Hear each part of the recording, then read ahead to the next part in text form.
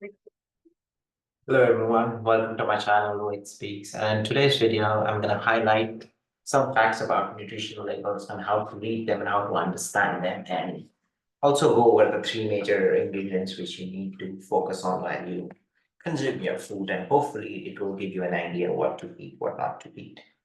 So in US, we have this nutrition label fact which is approved by FDA and has to be published by all the food vendors on their packets, which explains all the facts, which I'll go through it right now.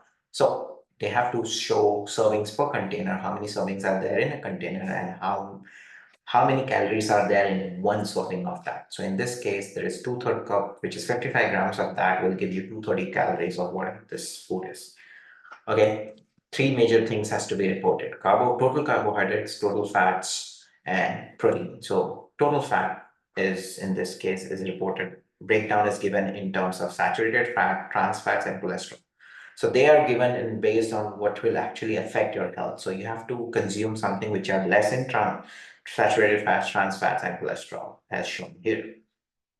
And then other rest of the fats are good for you, so that's fine. They don't need to be mentioned. Sodium, again, it has to be mentioned because you need to know how much you're consuming, because excess you will take, it will start causing issues with blood pressure and kidney.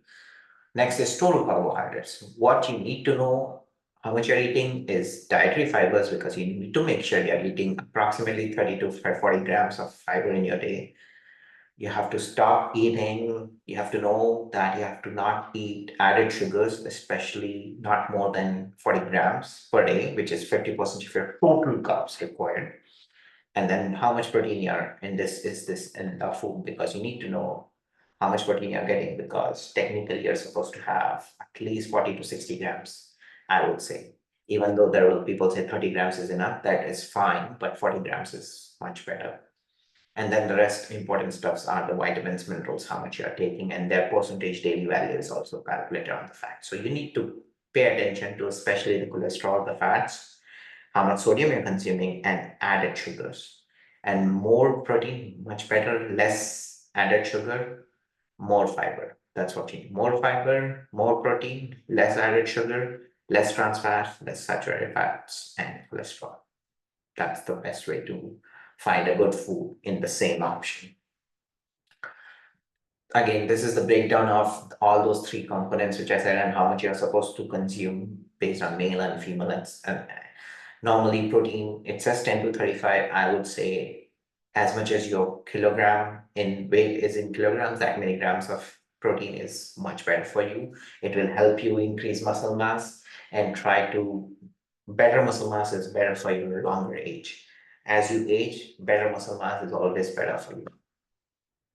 Muscle mass being muscle fibers, okay? Fibers, total fat consumed should be 20 to 35 grams. Total fats, which is including saturated fats, trans fats, cholesterol, and good fats. So you need to know total of it can be consumed is 35 grams. Total carbohydrates, which is including simple, complex, fibers, added sugar, total is 40 to 70 grams. Fiber should be 38. I said more, it will be always helps you. Sugar, as I said, just avoid added sugars. Calcium, as you age, you need to include more calcium in your body for better bone health. Sodium, try to go below 400 mg per day. Max is 23, but 500 is always better in long run. Saturated fat less than 10 and cholesterol less than 300. Cholesterol technically is not needed because liver already has it, so avoid it. Now, when you say total fats, what fats to avoid, which is the saturated and the trans fats. These are the fats which turn kind of waxy at room temperature, very easily to identify. Examples are given, like red meat usually has lots of saturated fats, butter, coconut oil, margarine, and all these foods, they have high amounts of saturated and trans fats. Try to avoid that.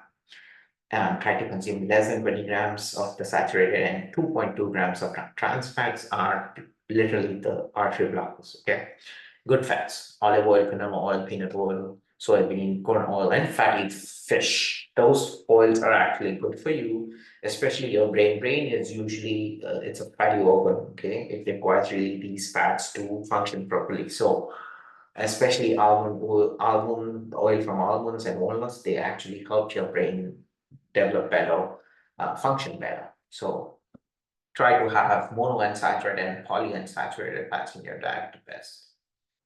Next is carbohydrates. Now, carbohydrates are three types: simple, complex, and fiber. So simple are the ones which will easily absorbed by your body and converted into glucose and be used, and that will also give your insulin spike because insulin has to provide those glucose to all your body, all your organs. And when you eat more of that, your insulin will spike very easily. So try to consume less of simple carbohydrate. More complex carbohydrates are in your grains, your starchy vegetables, because they will take some time to digest and break out those glucose. So your insulin spike won't be that fast. It will help you in the long run. And the fibers again for better bowel movement. Whole grains, legumes, nuts, legumes being your mung beans, your soybeans, all those ones with the covering, those are the ones with the better fiber. When I say simple carbohydrates, I'm not saying completely avoid, like fruits are better, especially berries. Try to avoid dessert if you could. I know it's something abomination to say to avoid dessert. Please, I'm saying to avoid dessert every day. You can eat some, but not every day. And milk, over the age, you'll start to digest it less. So what you get from milk is protein, some good fats, and calcium. Calcium can be substituted by other fruits and veggies. Protein can be substituted by eggs and meat or legumes, and basically you have a substitute for milk. So there is no need to drink like glass of milk unless you really want to. That's your choice, but just say. Next, I'm going to talk about how many calories you are supposed to consume based on your active lifestyle, activity lifestyle. So here I'll just talk about an normal adult male and female, which is the pink bar. So if you're sedentary, which you're not active, like you don't walk even a mile a day, you can technically consume 2400 to 2600 for a male and 1800 to 2000 for a female. But again, 2400 seems to be might be a little higher for a sedentary who doesn't walk much. But if you are consuming that, that is normally for normal healthy lifestyle. If you walk maybe 3 miles per day at 3 to 4 miles per hour, that's at a certain speed, okay, then you can consume 26 to 28 and for females 2000. And when I say active, which is you're walking 5 miles or more per day at 5 miles per hour, so basically you're completing your 5 miles in an hour. That means you have an active lifestyle. That means your heart has pumped that high and it has burned that much calories. Then you can have 3000 to 2400 calories.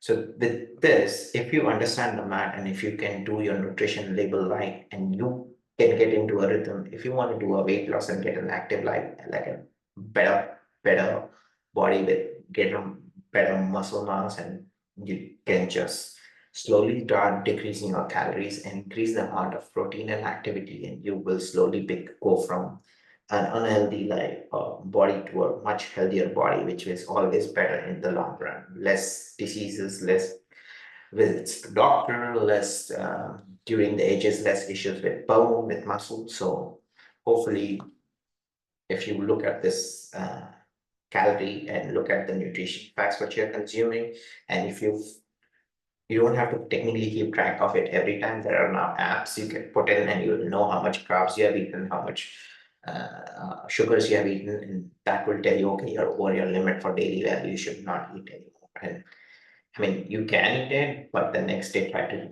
compensate for it. So hopefully with this, you get an idea about the nutrition facts and labels and learn a little bit about what to eat and what to avoid.